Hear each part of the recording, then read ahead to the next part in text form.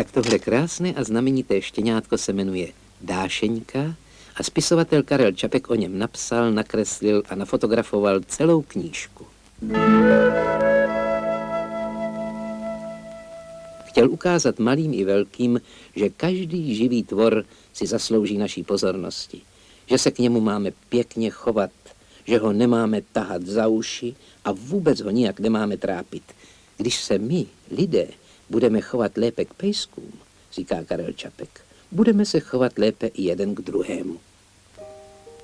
Toho dne, kdy Dášeňka slavila 10denní výročí svého života, potkala jí první veliká událost.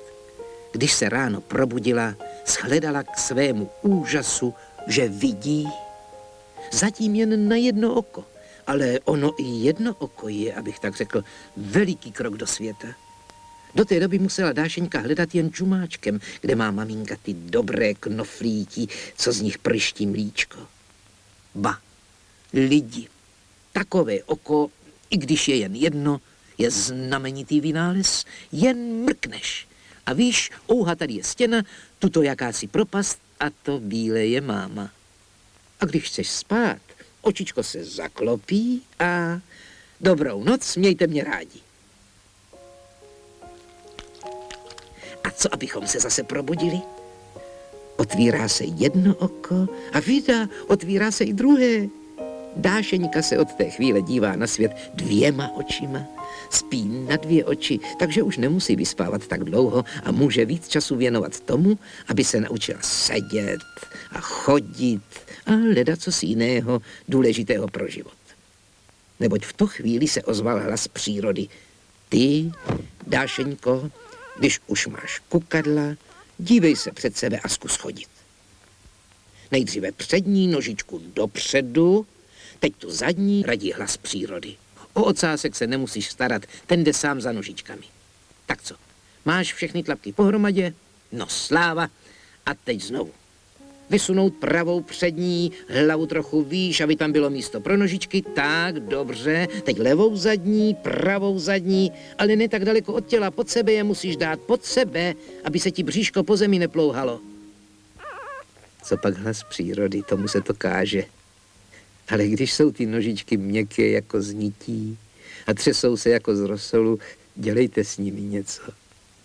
A když máte takový plný bříšek a takovou velikou hlavu, myslíte, že to je malá práce?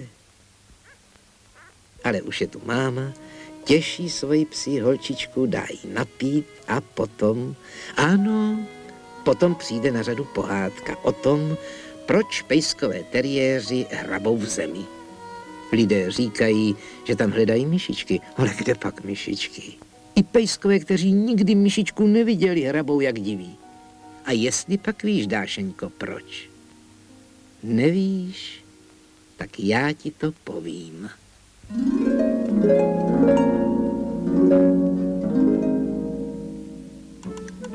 Už jsme si vyprávěli o tom, kterak bohatýr Foxlík, praotec všech pravých foxteriérů, v boji s Tatarem o ocásek přišel.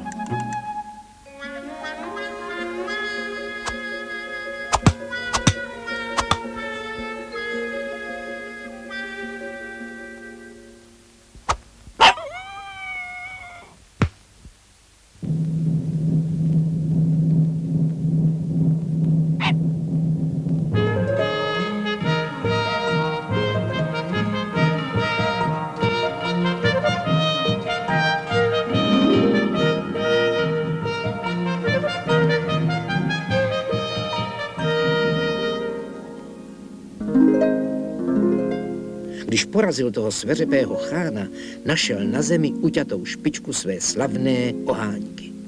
A protože nechtěl, aby si s jeho bývalým ocáskem nakonec kočky hráli, zahrabal jej hluboko do země.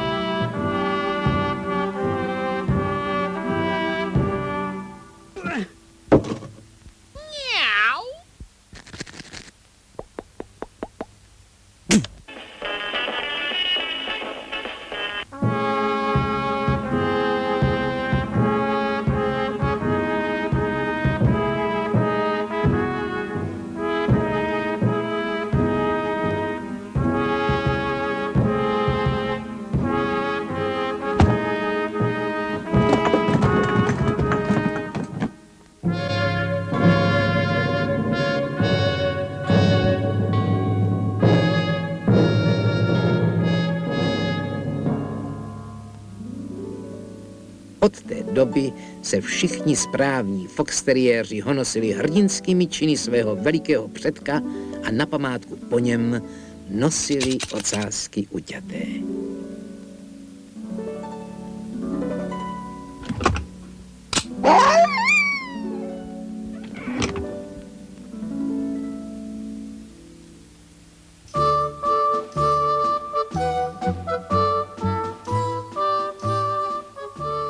Ale pejsci jezevčíci, kteří nosí dlouhé, jim záviděli jejich slavné dějiny a počali zlomyslně tvrdit a štěkat, že to není pravda, že podle moderního dějepisného bádání nebylo žádného boje s Tatařínem a že prý vůbec žádný praotec Foxlík a chán Pelichan nebyl. To se rozumí, že si to hrubosrstí foxteriéři nedali líbit a štěkali, že pohádka o Foxlíkovi je pravda pravdoucí a důkazem toho jsou jejich useknuté ocásky.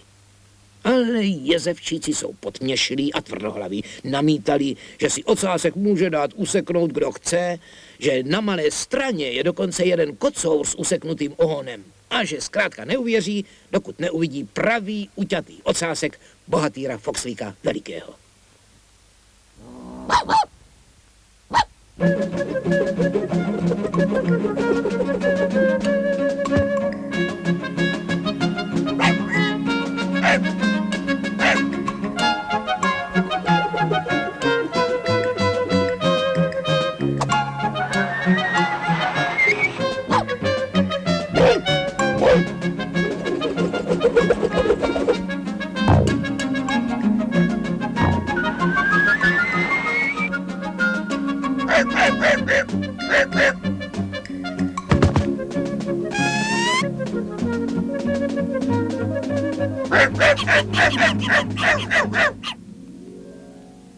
Tak od té doby hledají foxteriéři ocásek svého praotce zahrabaný kdesi hluboko v zemi.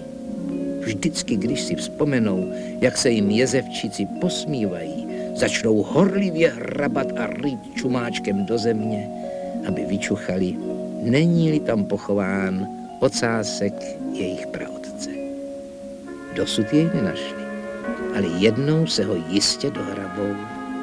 Pak prý postaví pro něj veliký dům z mramoru se zlatým nápisem Kauda Foxlí, což znamená ocásek Foxlíku. A vidíš, Dášeňko, od vás, foxteriérů, jsme to odkoukali my lidé.